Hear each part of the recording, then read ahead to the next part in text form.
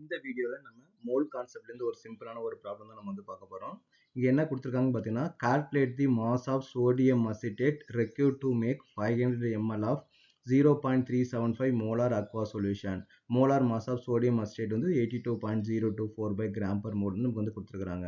அப்போ அங்கே என்ன கேட்டாங்கன்னா மோலாரிட்டி வந்து கொடுத்துட்டாங்க.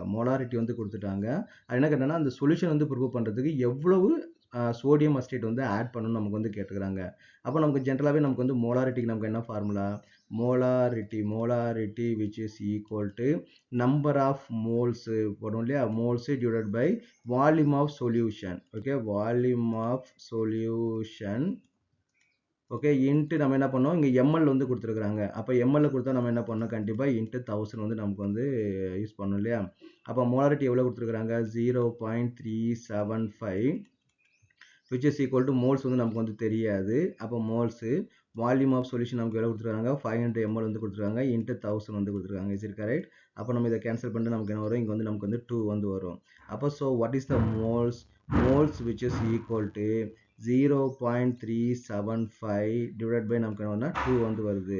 இதை 2ஆல் டிவைட் பண்ணால் 0.12 are 2 remaining 1 வந்து இருக்கு இல்லையா. அப்போ 18 2s are 16 remaining 1 7 2s are 14.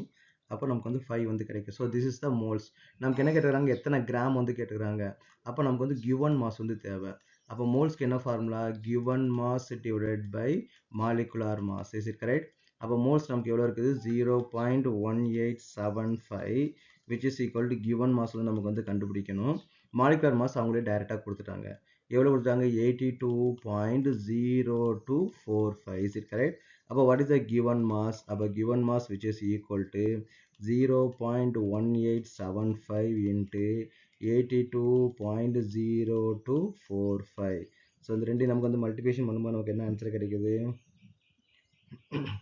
0.1875 into 82.0245 which is equal to 15.3796 gram வந்து நமக்கு வந்து ஃபைனல் ஆன்சர். அப்போ இவ்வளோ கிராம் 15.3796 கிராம் எடுத்து 500 ml நமக்கு வந்து டிசால்வ் பண்ணால் அந்த சொல்யூஷனோட கான்சன்ட்ரேஷன் நமக்கு எவ்வளோ இருக்கும், 0.375 மோலாரிட்டி வந்து இருக்கும்.